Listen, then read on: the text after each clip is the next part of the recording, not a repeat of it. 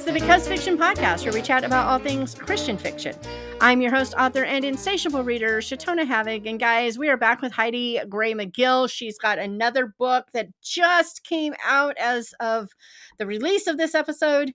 And so we don't want to not know what's going on in here. So welcome, Heidi. And yeah, let's talk about this book, Keeper of My Heart. Yes, thank you, Shatona. It's always fun to be with you. I love being a part of what you're doing. We're having so much, guys. So we did back-to-back interviews, and so this is actually November when we're talking. So whoa, right? But so we've been sitting here talking about all kinds of things, and I'm like, wait a minute, we really are supposed to be talking about your book. Hi, how you doing? So,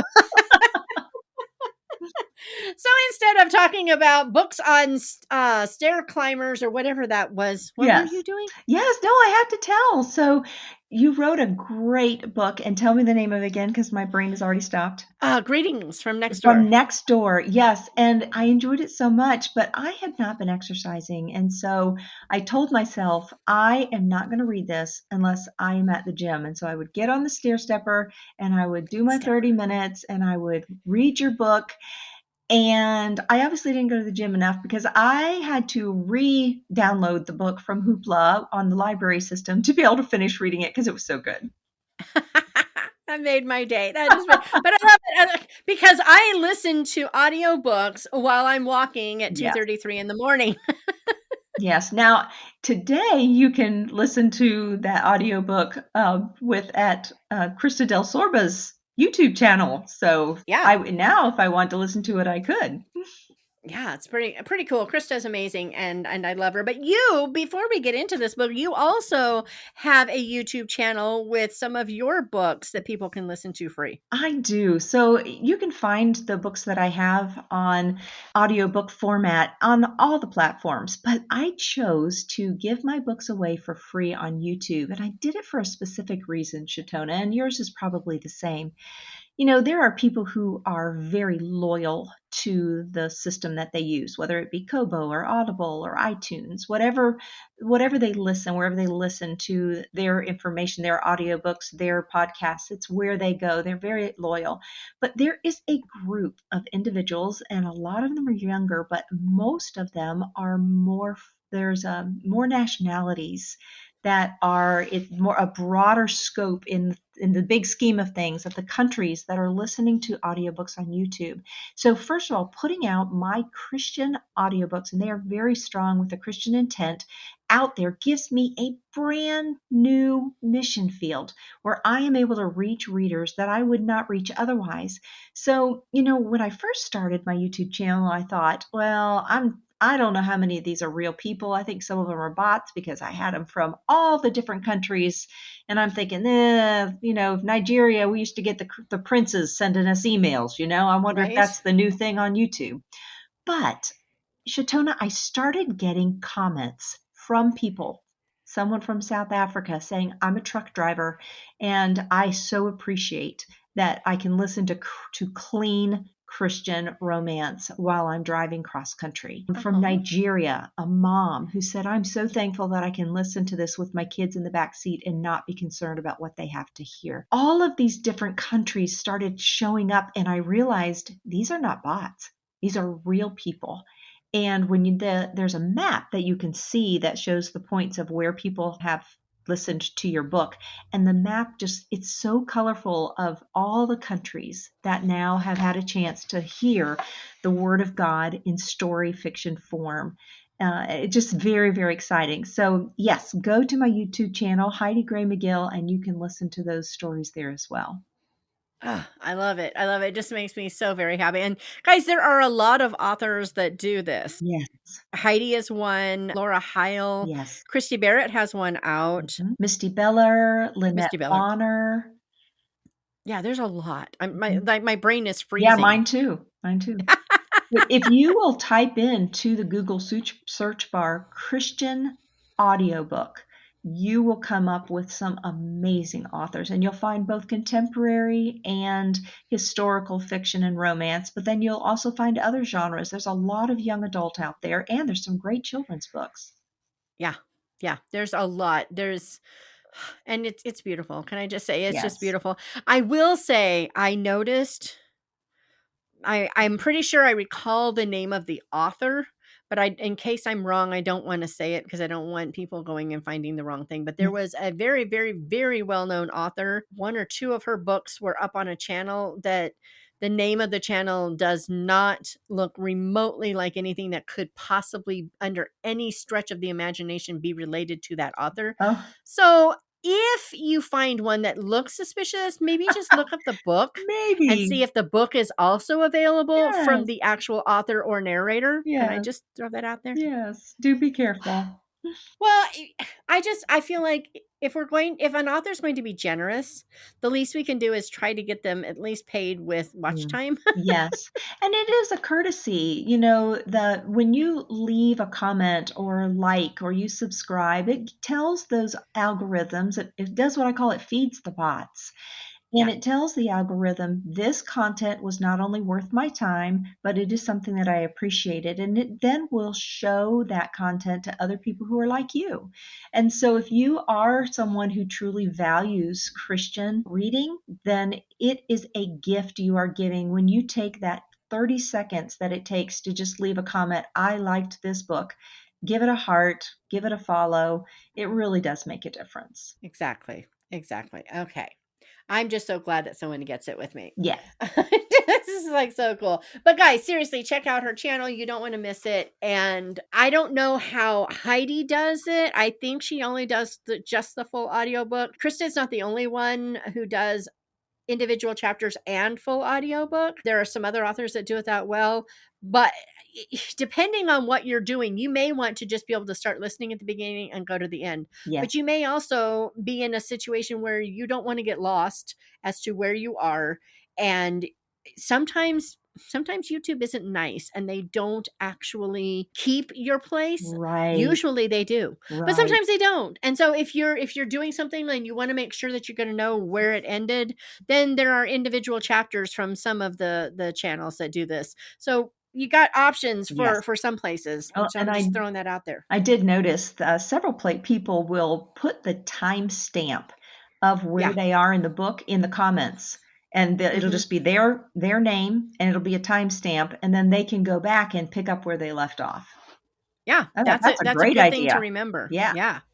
And guys, please do that anyway. If you're not listening to an individual chapter thing, do it anyway, just in case YouTube doesn't actually save where you Right. were, because it usually does. But So once in a while frustrating it when it doesn't. And doesn't. it's so annoying when you're like, Yes. where was I? I don't have a clue. Right. Yeah. Not like I have an opinion or anything. So, okay. Meanwhile, your book, number 6, Discerning God's Best, Keeper of My Heart. What is this book? What are we going to see? And how does it fit with the others? I mean, because there was that novella in the middle between 5 and 6. Yes. Does that tie in here too? I mean, what's going on? Well, time frame wise, it is just moving forward. And we are now into the late 1800s. We're still in Shumard Oak Bend, Missouri, which is near the current day Poplar Bluff. But this story is about Cecelia Trexler Shankel. Now, Cecelia, if you follow the series, is that baby that came from Edgefield, South Carolina, and made her trek all the way across the country. And she was a quiet, reserved child until she was about 2 or 3. And then she just became my grandson with lots and lots of energy, more than the parents knew what to do with. And Mama Rachel was pregnant, and so the house help said, Mr. Shankel, you are now responsible for this child. She gave Cecelia a pair of her brother's old pants and shoved that child out the door, and Cecelia was raised in a man's world. And so she can outshoot, outplay, outwrangle everything of any man that she has ever met. And she is strong willed and she is just strong natured. And so she's not ready to marry. She is able and capable of running this farm. It's a large dairy and meat farm, and she's very capable of running it, but that's not what the world sees. And so she's in a pickle. She's not sure what she's going to do.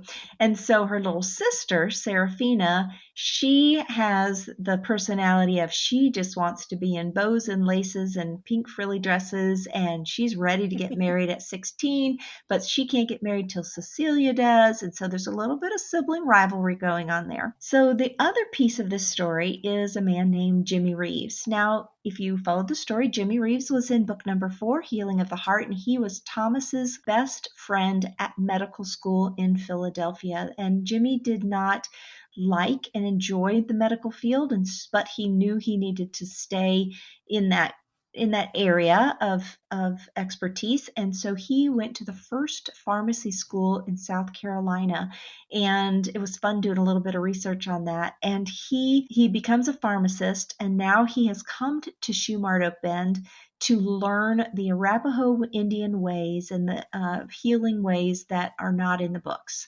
And so when he arrives, he is everything that Cecelia is not. He is he can't shoot. He can hardly ride a horse.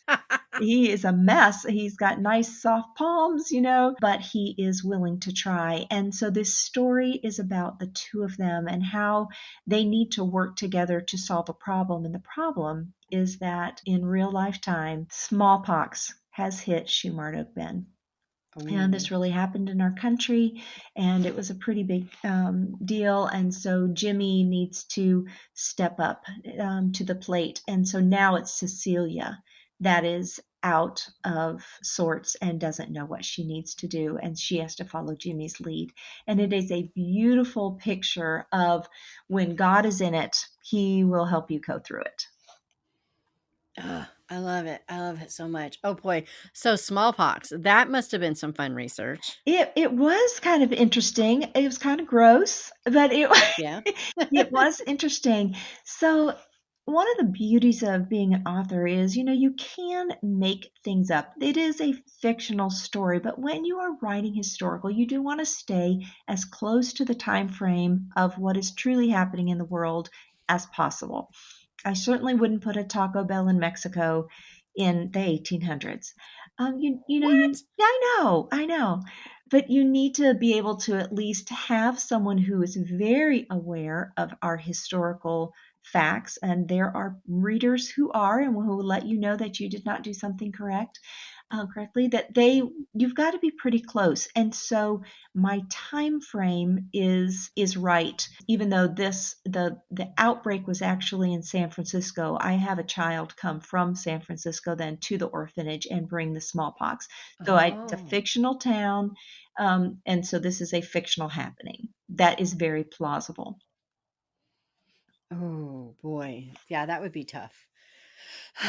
Wow. So what kinds of I'm just seeing all kinds of faith fun that would come into a situation like this where there is absolutely nothing wrong with how this girl has been raised, biblically speaking, but I can see lots of people having opinions about how this girl was raised. And then here we come with this guy who is everything that someone in that era, in that type of situation would not respect. I mean, even Yeah. today, if you go to the more rural areas and you bring a city boy in, there's a little bit of a lack of respect going, yeah, well, what do you know? Do Yes. you even know what a rein is? Or do you Yes. think that the bit is the rein? I mean, Right. come Right. on.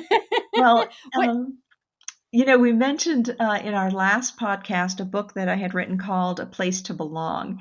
And in that story, it's a Christmas novella. And in that story, there's some women who they're judgmental, and they kind of make the story in that, Josephine, the main character in that story, is already feeling shame. And these women just turn the knife, push the knife in and turn it. Well, those same women are here. They are still here in this town. And so when Cecelia rides in with her cowboy pants on and chaps and carrying a gun in her holster and a rifle across her lap, and she's herding 5 cattle, longhorns, down the middle of the street, she's a spectacle. And these women are there, that's just not what they like. And so here's this fearless frontier woman compared to these prim and proper, late 1800s women who would never keep a bonnet off of their head. And again, they're just judgmental. But rather than feeling shame, Cecelia, just can stand up to them and she makes them cower. She is that strong of a woman. And so now that we see that she can do that with these women, she's also capable of doing it to this dandy, Jimmy Reeves, who has just come into town.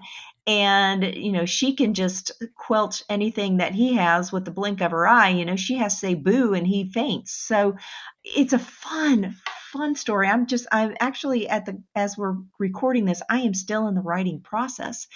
And I love seeing what is happening and watching my characters blossom, but not just physically blossom.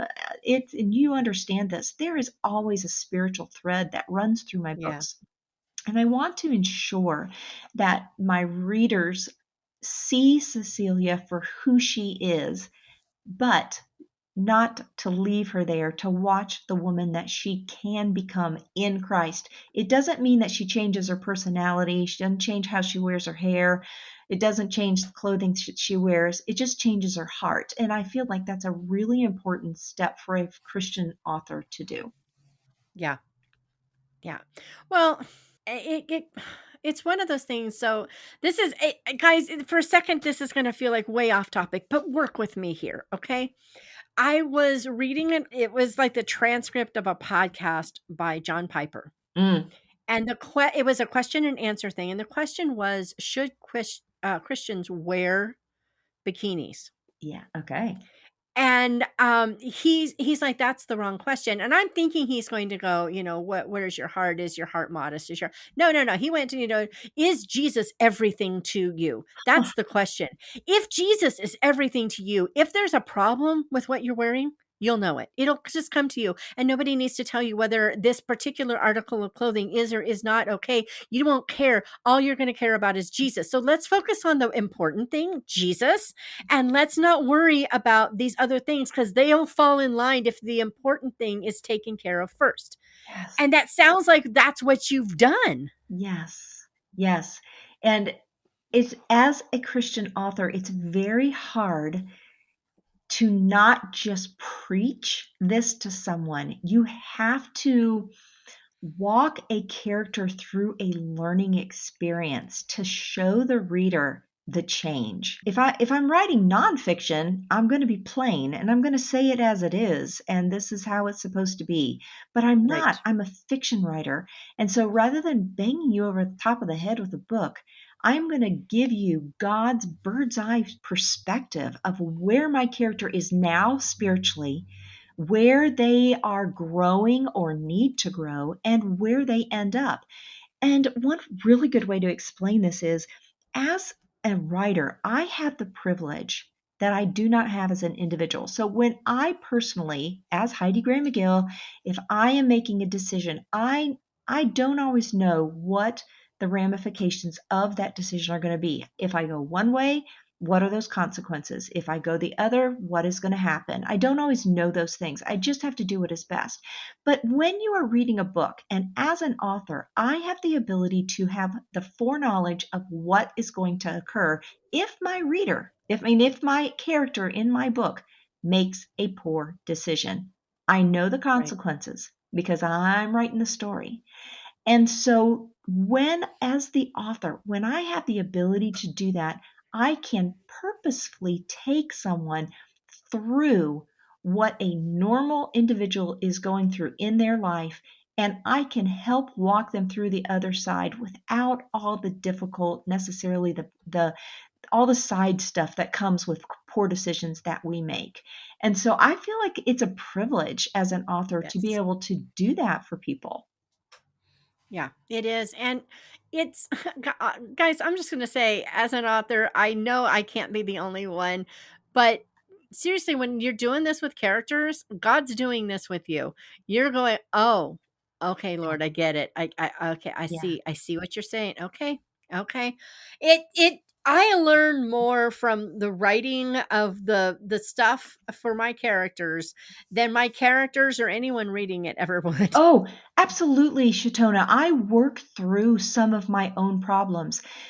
This is a perfect example. There are times when I just say, I don't have a choice. I just have to barrel through. I just have to keep moving. This is the way it is. Well, in this story, the spiritual thread is that Josephine, that's the other book, that Cecelia, she's just full of grit. She is just going to do the same thing that I was doing, but that is never going to carry all the way through. She has to choose dependence over defiance. There's no other Yes. option for her. And so when I am able to write that into a character, it's like a light bulb goes over my head and clicks on, and I'm like, well, duh, this is exactly what you need to do, Heidi. Don't just say it, do it. Right. Yeah. It's beautiful. And sometimes, I don't know about you, but sometimes when I have to go back and reread something because I'm like, okay, I need to get a feel for who this person really was at the time. I feel like I've got like this like lofty looking down from a tower view of him. I need to be right in it and Yeah. smell the Yeah. the unwashed body, if Yes. you will. Yeah. I need That's to great. really Yes. be there. And so I go back and reread and I'll find things that I don't remember writing. Exactly. Or a reader will point it out. Something touched them, and you're like, wow, I didn't even plan that. That Yeah, was not me. Obviously, I was just writing words. You, God, just right. made that happen because that was not intentional. It blows my mind. Well, and what I think is fascinating because this happens to me as a reader a lot. When I'm reading a book, I get something out of it, and I'm Hmm. just like, sometimes it's so impactful that I do email the author. I'm like, this thing, or maybe I'm talking to them on the podcast, and Yes. it's like, this thing that you did here was so amazing because I saw this and I saw that, and then these things came together in this new way. And by the time I get done talking, this author's like, yeah, I got no idea what you're talking about. Hmm. I didn't put that in there. And Yes. I'm like, but that's what I got out of it. And I finally figured out that part of it is I really have no doubt that the Lord is like, just maybe even blinding us to what we're doing because we don't need to know. Yeah. Maybe it's self pride that will get in Yes. the way. Who knows why, but we may not need to know. But I really think most of the time it's that I'm reading these chapters of the book Yeah. and the author was over here reading these chapters. So those chapters that she was reading made it on the page, but I am translating that page Hmm. through these other chapters that I'm reading right now. It's all from the same book. Right. And so it all is connected, but I'm getting something out of it because of what God has put into me through his word. Yeah. And the author's got something else out of it because she was being put her though that input for her was somewhere else in scripture. So she thinks she's writing about forgiveness. And I'm thinking, I'm reading it going, I am a self-righteous jerk. Yes. Oh my word. And she's like, I didn't put anything about self-righteousness. And then I'm like, you don't have to because God did. And we're both reading his word. Yes. So I have a cool story about that. My developmental editor, she was reading one of the books and she said, I could not figure out why I did not like this character, but I was really struggling because I did not like her. And then it just dawned on her the reason is because that character is me. I am the one with that nasty countenance. And she said it made such an impact. And I thought, wow, I never expected that to happen. Yeah. But it does. It happens all Hmm. the time. And this is what I love about Christian fiction, guys. This is why clean fiction isn't enough for me. Not that I Yeah, mind clean fiction. Sometimes the story is what I want. And I don't care. right. I'm not saying there's anything wrong with just straight up clean fiction. Got to get that caveat out there. But this is why I love Christian fiction is that I can go in, I can see in a mirror that is nowhere else in my Oh, life what yes. needs to be addressed. Yes. It's so beautiful. It is beautiful. So I've got to know. We've got this book. It's out. I can't wait to read it because I just have a feeling I'm really going to love this gal You, so you much. probably are. So this is a Louis L'Amour feel Western book. And I was about to ask. yes, and it was a fun one to write. I'm still in that process, but yes, super, super fun. I think the thing that you will enjoy the most about it is not just that Cecelia is such a strong, independent, feisty, fun, confident young woman. But Jimmy, and I did not realize this when I was writing the book, but he was in book 4, and when my editor was doing the line edits for that one, she said, "Oh, he's neurodivergent," and I went, "Really?" And then I started paying more attention. I'm like, oh Oh, my goodness, he is.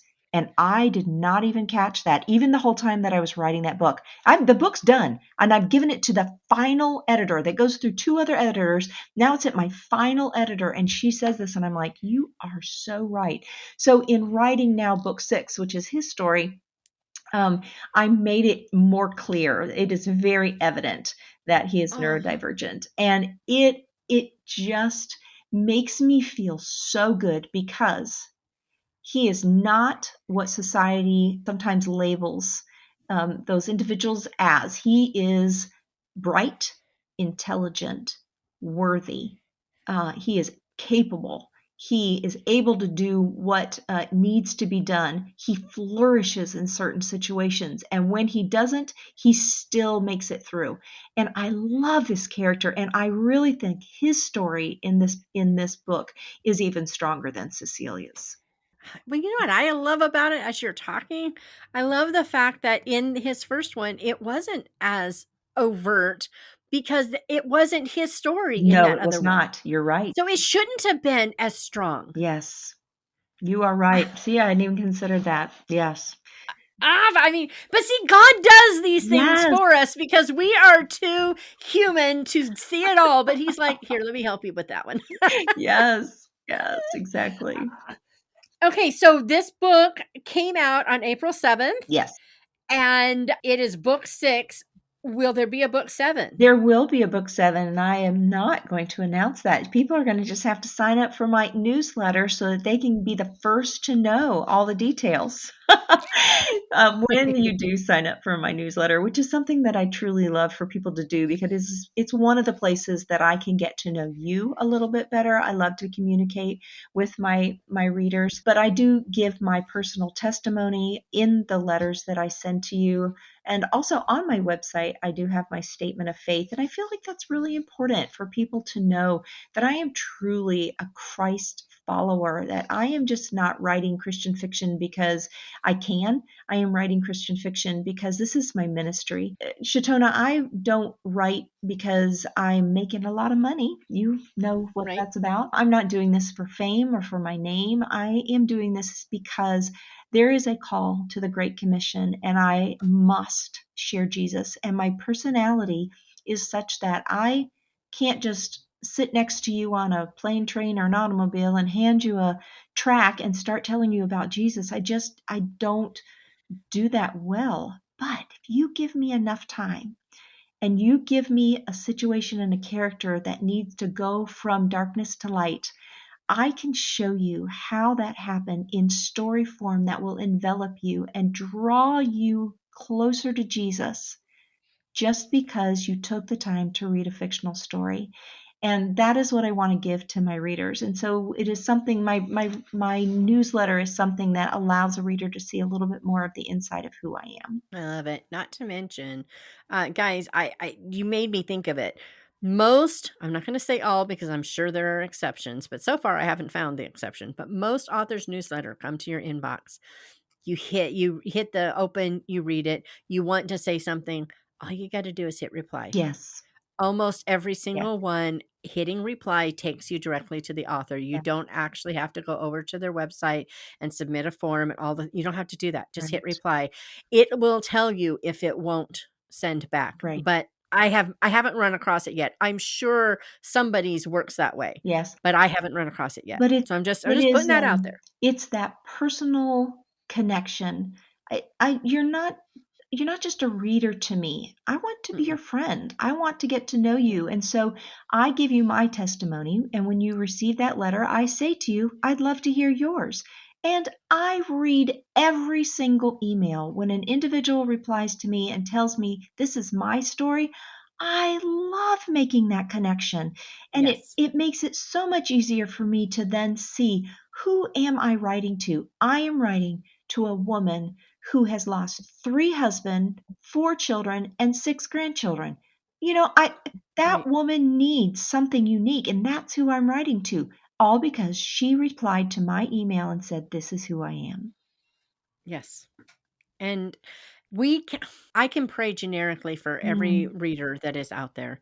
I can pray generically for every potential reader, and I think it counts. yes, I'm not pretending like it's like not whatever, but to have a name and a yes, personality yes. when someone says, I get emails all the time. Mhm, This is happening in my life.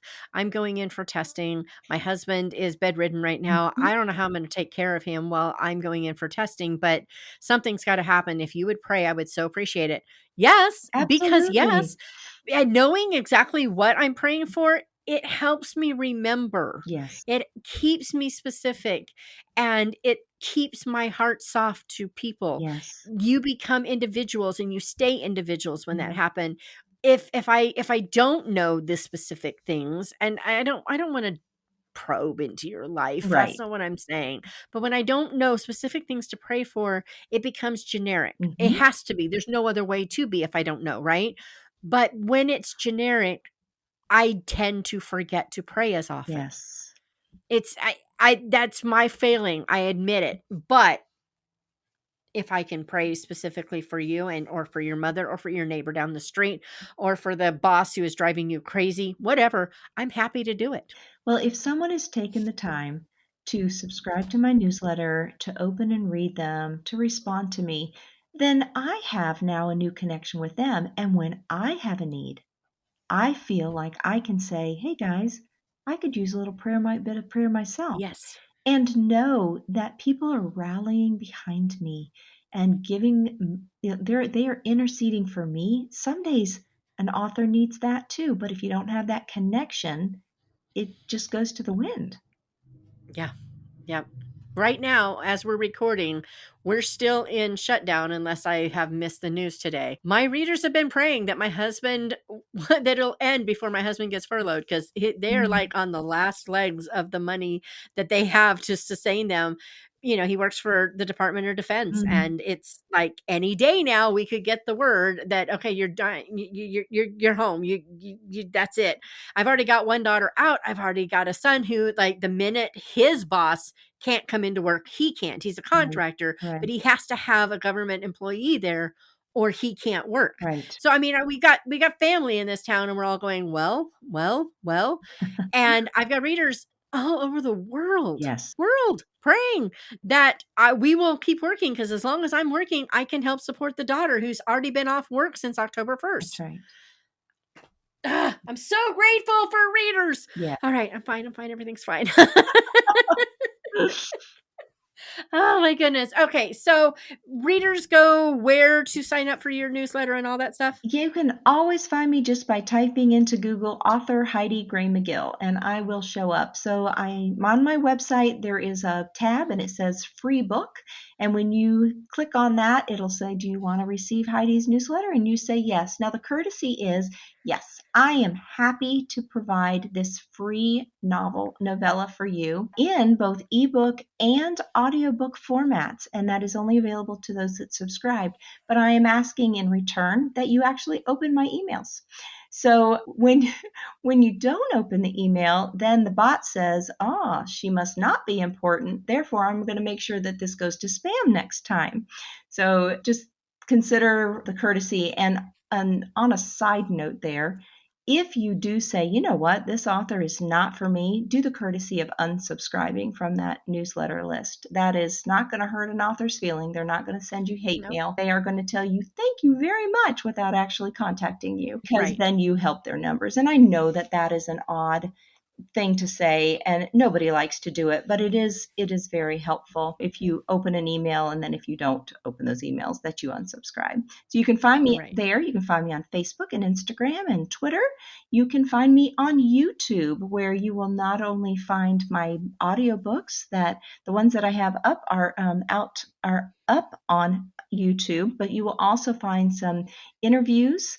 You will find some information about me and my life as an author, and as an individual who is living with some very reduced sight. So there's some fun things for you to see when you get on my YouTube channel. I love it. And also, guys, if if you start receiving an author's, newsletter and you don't think you signed up for it, you Mm, can be 100% positive you didn't sign up for it. You may not have. Somebody may have done it for you. yes, And I'm not saying that authors never do this. I'm not going to pretend that they don't. There are some who would, either because they don't know any better or they don't right, care.